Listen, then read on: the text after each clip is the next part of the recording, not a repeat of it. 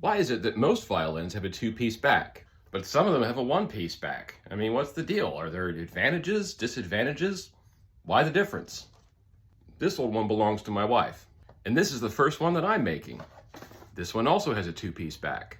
See, I grew up playing cello. I don't play one of these things, but I knew plenty of people that did, and I knew several that swore up and down until they were blue in the face that a one-piece violin back makes for a better sounding instrument.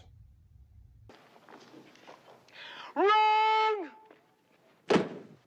So why would they think that? Simple. It's all in their heads.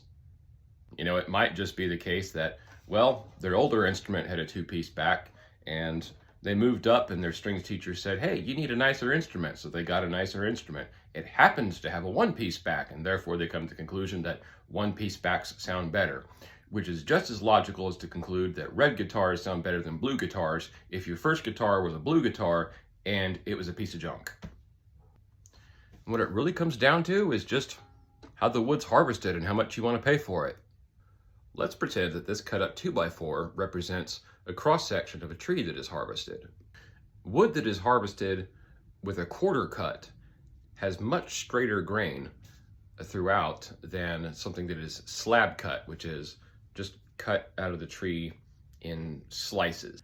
And once you take a piece of wood like so, you flip it over, glue it to itself, you've got a nice straight grained billet.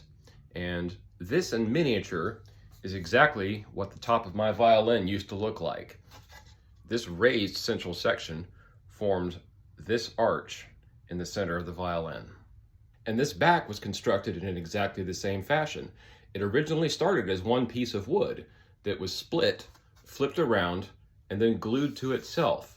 You'll notice that the figuring is a perfect mirror image because it was originally from the same piece of wood.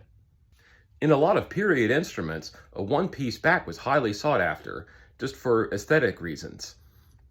Then when necessity dictated that they couldn't make a one-piece back from the tree that they'd harvested because it wasn't big enough, makers would often try to imitate the flame pattern of a one-piece back. You notice how these flames are not mirrored from each other. They're sloping the same way, even though it's very clearly two pieces of wood.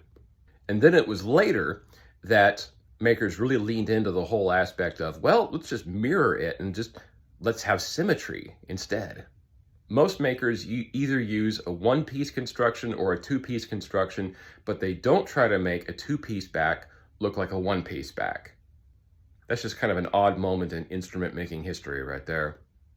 Fun little side note. While some violins have one-piece backs, it's a little bit more rare for violas to have one-piece backs because you need a larger maple tree. But there are even cellos that have one-piece backs. That came from a really big maple tree. So if you're a woodworking aficionado, a music nerd, or all of the above, and you think this sort of thing is cool and you want more of it on your feed, drop me a like and a follow. See you all next time.